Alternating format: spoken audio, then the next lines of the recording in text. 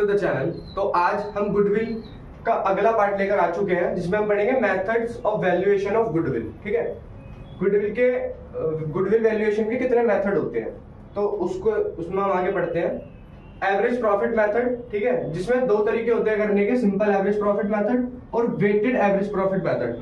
ये हम जब लगाएंगे जब क्वेश्चन में गिवन होगा, या फिर जिस क्वेश्चन के अकॉर्डिंग हम देखेंगे कि किसको वेटेज ज्यादा देंगे, किसको नहीं, कौन सा मेथड लगाना है, कौन सा नहीं। ठीक है, फिर दूसरा है सुपर प्रॉफिट मेथड, तीसरा है कैपिटलाइजेशन मेथड, जिसमें दो तरीके होते हैं करने के, कैपिटलाइजेशन ऑफ एवरेज प्रॉफिट, उससे भी कर सकते हैं हम, और कैपिटलाइजेशन ऑफ सुपर प्रॉफिट, इससे भी हम कर सकते हैं।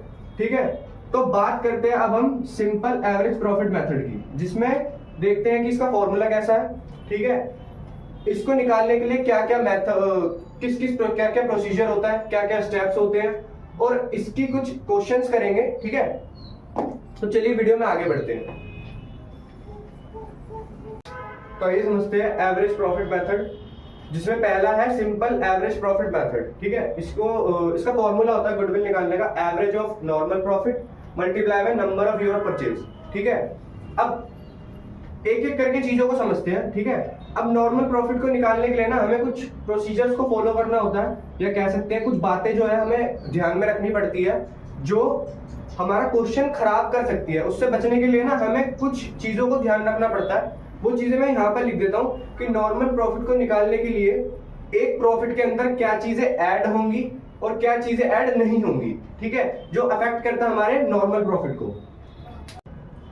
तो ये वो सारी चीजें हैं जो नॉर्मल प्रॉफिट को कैलकुलेट करने में काम आती है। ठीक है, जो अफेक्ट करते हैं, कुछ भी कह सकते हैं इस चीज को। तो हमारे पास ना बुक में या क्वेश्चन में गिवन होता है कि ये प्रॉफिट या लॉस पास्ट ईयर का, ठीक है, बिफोर एडजस्टेड। ये सारी चीजें, ये जितना भी मैंने लिखा है ना, बिफोर एडजस्टेड के लिए ही एडजस्टमेंट सारी लिखी है मैंने। ठीक है, अब मान लो कि आपका कुछ XYZ कुछ भी प्रॉफिट हुआ है। ठीक है, कुछ भी प्रॉफिट हुआ है या लॉस हुआ है, उसमें हमें ऐड करना होता है एबनॉर्मल लॉस। अब एबनॉर्मल लॉस कौन से लॉस होता है? लॉस बाय फायर या लॉस बाय थेफ्ट, आपको पता ही होगा, 11th पढ़ के आए हो। Over value loss on sale of fixed asset, मतलब फिक्स एसेट पर जो सेल करने पे लॉस हुआ है उसको हम ऐड करेंगे। ठीक है, over valuation of opening stock and under valuation of closing stock. जो ओपनिंग स्टॉक होता है ना हमारा, उसका ओवर वैल्यूएशन लिख देना और क्लोजिंग स्टॉक का अंडर वैल्यूएशन कैलकुलेट कर लेना। अगर ये होता है ना तो देखो, इससे हमारा जो प्रॉफिट होता है वो कम हो जाता है। ठीक है, इसलिए हमें ये ऐड करना होता है। नॉन रिकरिंग एक्सपेंसेस, जो एक्सपेंसेस ऐसे होते हैं जो फ्यूचर में नहीं होते, एक बार हो गए, आगे जाके नहीं होंगे, या फिर बहुत आगे कभी इन फ्यूचर होंगे। ठीक है, तो वो एक्सपेंसेस हम इन्हें ऐड करेंगे। Capital expenditure charge as revenue expenditure, तो कैपिटल हाँ, तो मैं बता रहा था, capital expenditure charge as revenue expenditure, मतलब कैपिटल एक्सपेंडिचर को हमने रेवेन्यू एक्सपेंडिचर करके लिख दिया है। यहाँ पे मैंने एग्जांपल लिखा, purchase of machinery wrongly debited to purchase account. तो ये हम इसको ऐड करेंगे हमारे यहाँ नॉर्मल, ये सारी जो चीजें लिखी है मैंने इधर, यहां से लेके यहां तक, ये सारी हम ऐड करेंगे इसके अंदर। ठीक है, और ये सारी चीजें यहां से लेके यहां तक, इसको हम माइनस करेंगे। तो हमारा जो भी XYZ अमाउंट आएगा ना, उसको हम बोलेंगे नॉर्मल प्रॉफिट। ठीक है, और हम लेस क्या क्या करेंगे, अब नॉर्मल गेन्स, जो वैसी गेन हो जाते हैं, मतलब जैसे मान लो कि हमारी एसेट बिकी, उस पे हमको कुछ ज्यादा पैसा मिल गया, या कह सकते हैं हाँ, gain on sale of fixed asset. Over valuation of closing stock और under valuation of opening stock. Non recurring income, वो वाली इनकम जो बार बार नहीं होती, एक बार हो गई।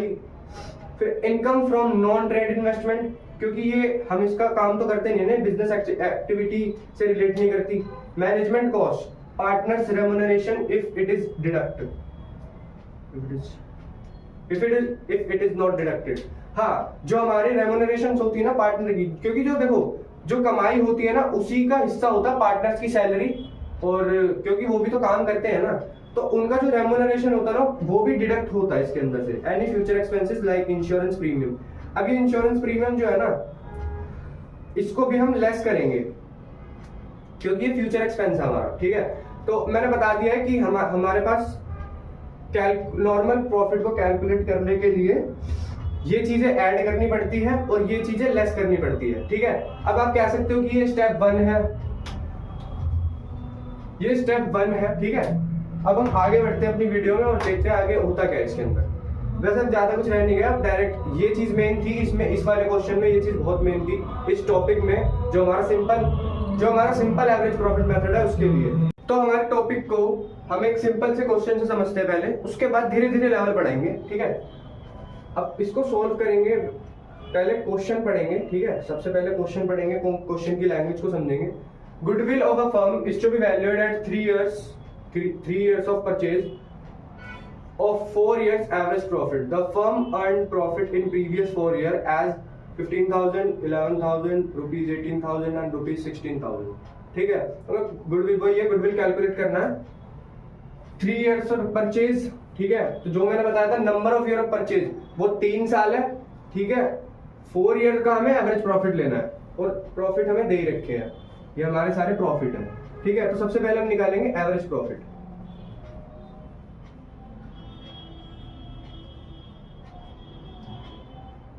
लिखेंगे 15,000,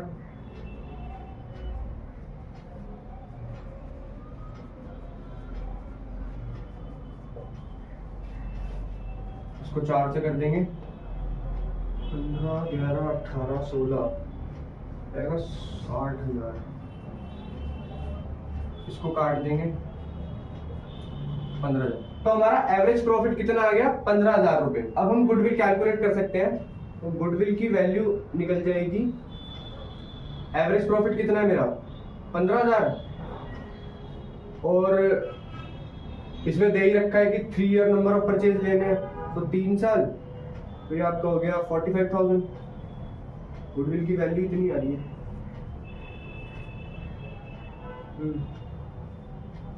तो गुडविल कैलकुलेट करना देखो इतना आसान काम है, जब आप सीख जाओगे तो आप भी बहुत जल्दी जल्दी कर सकोगे।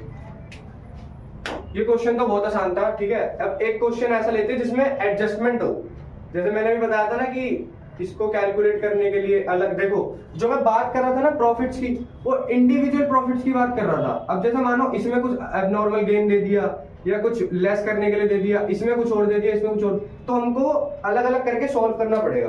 तो एक दूसरे क्वेश्चन से इसको समझते हैं। ये वाला क्वेश्चन तो बहुत आसान था, सीधा कुछ नहीं करा, एवरेज प्रॉफिट निकाला कैलकुलेट करके, जो अच्छा मैंने आपको बताया था, और गुडविल के फॉर्मूले के अकॉर्डिंग इसको पुट कर दिया। फॉर्मूला क्या था? Average profit, average normal profit multiply by number of year of purchase. Number of year purchase कितना था? 3।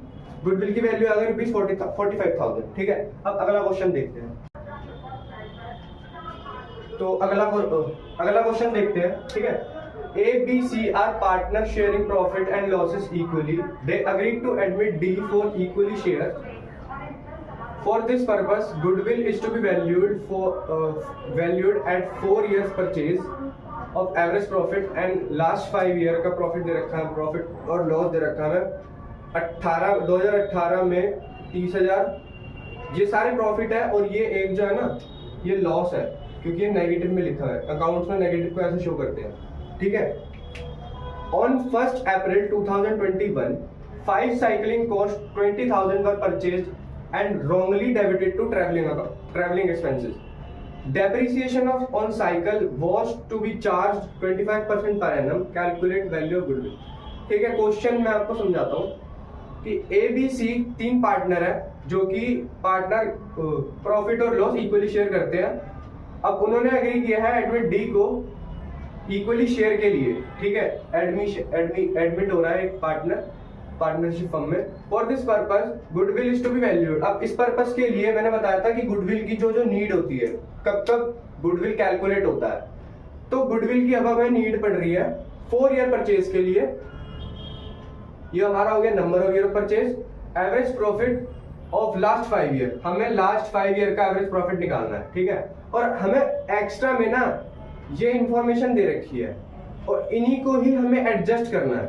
और देखा जाए तो ये हमारा सिर्फ 2021 वाले में होगा, ये है ये वाला। ठीक है, क्या क्या बोल रखा है, 5 साइकिल्स कॉस्टिंग ₹20,000, 5 साइकिल थी, कॉस्टिंग थी, वर परचेज की थी, ठीक है, wrongly debited to travelling account, ठीक है, depreciation on cycle was to be charge, और उस पे डेप्रिसिएशन चार्ज होएगा 25% का, ठीक है। तो हमें कैलकुलेट, तो पहले ना हम इसकी बात करते हैं 2021 वाले इसकी, क्योंकि हम इसी को एडजस्ट कर लेते हैं, हमारा जो है ना आसान हो जाएगा करना, ठीक है। इस चीज को ध्यान से समझना कि 1 अप्रैल 2021 की बात है। अब ये या तो इसमें आएगा या इसमें आएगा, ये चीज आप खुद एक बार दिमाग लगा के सोचो कि 2021 ये एंड है, ठीक है। हमारा जो पीरियड होता है ना 31 मार्च को एंड हो जाता है और 1 अप्रैल को शुरू हो जाता है, सेम ईयर पे 2021 पे 2021 पे। तो ये वाला ना इसमें कैलकुलेट किया जाएगा।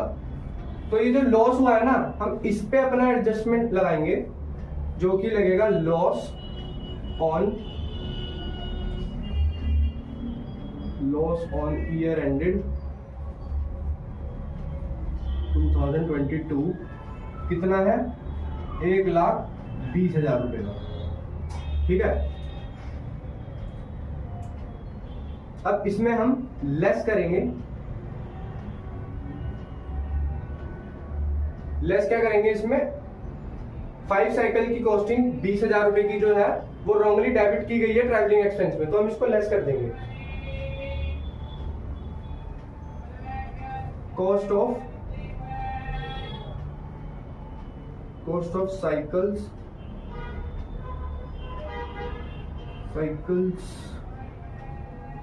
wrongly debited to P&L account, क्योंकि इसने क्या करा है ना, हमारे प्रॉफिट को कम कर दिया है, जो कि है 20,000 रुपए का। अब बच के हमारे पास कितना आएगा, 1,00,000 रुपए। अब हम इसमें ऐड कर देंगे जो हमारा depreciation on cycle was to be charge at the rate 25% calculate value of goodwill, ठीक है। जो हमारी वैल्यू है उस पे 25% का लगा दिया इसमें डेप्रिसिएशन, तो वो माइनस हुआ होगा पिछली साल, तो हम उसको ऐड कर देंगे, पूरे साल का लग गया ना, यहाँ पे ली थी, यहाँ पे डेप्रिसिएशन चार्ज यहां से ही स्टार्ट हो गया होगा लगना।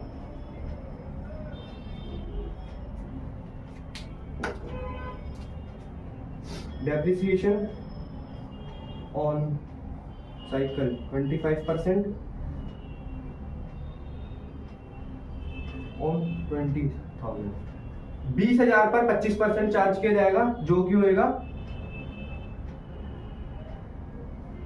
5,000 रुपए।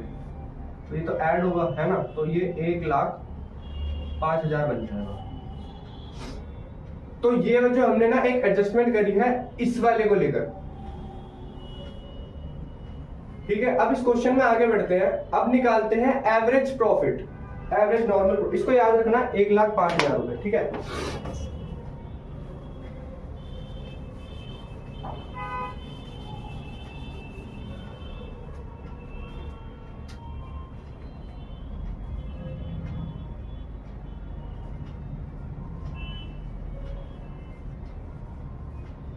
एवरेज प्रॉफिट कितना कितना है, 30,000, इसको ऐसे लिख लेते हैं 30,000, 70,000, 1,00,000 हो गया। अब यहाँ पे 1,00,000 ऐड होगा, क्योंकि ईयर्स के हिसाब से लिखेंगे तो ऐसे ही लिखेंगे, ईयर एंडेड पे 2018 पे ये इतना, अरे यार 2018 पे इतना है 30,000 रुपए, 2019 पे 70,000 है, 2020 में 1,00,000 है, टोटल 2,00,000 चल रहा है अभी, 20,000, 2021 में ये 1,40,000 हो गया, टोटल 3,40,000, और ये लॉस हुआ है, ठीक है। यहाँ पे लिख दिया है एवरेज प्रॉफिट 2018 में इतना था 30,000, 2019 में 70,000 था, 2020 में 1,00,000 था, 2021 में 1,40,000 था, और 2022 में आफ्टर एडजस्टमेंट 1,05,000 का लॉस, ठीक है। टोटल करेंगे, टोटल आएगा 2,35,000 रुपए, इसको हम 4 से डिवाइड कर देंगे तो हमारे पास आ जाएगा हमारा एवरेज प्रॉफिट, जो कि आएगा 47,000। अब हम अगर गुडविल निकालें, गुडविल का फॉर्मूला होता है average profit, average normal profit. ये हमारा एवरेज प्रॉफिट निकल कर आया।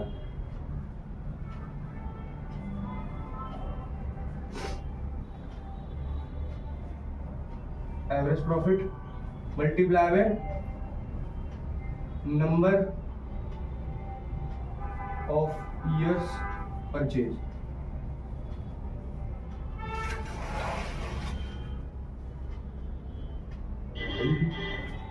$47,000 multiply by number of year purchase कितने थे? 4। तो हमारी वैल्यू निकल कर आएगी 1,88,000। तो हमारी गुडविल की वैल्यू आ गई 1,88,000। ठीक है, तो आज की वीडियो में इतना ही। अगली वीडियो में मिलते हैं नेक्स्ट कॉन्सेप्ट के साथ, वेटेड एवरेज प्रॉफिट मेथड, जिसको समझ के 2-3 क्वेश्चन उसके करेंगे और वीडियो में और आगे बढ़ेंगे और इस चैप्टर के डीप जाएंगे। ठीक है, आज की वीडियो में इतना ही, मिलते हैं अगली वीडियो में। Thank you so much. अगर आपको वीडियो अच्छी लगी हो तो वीडियो को लाइक और चैनल को सब्सक्राइब कीजिए और चैनल को ज्यादा से ज्यादा शेयर कीजिए। Thank you so much.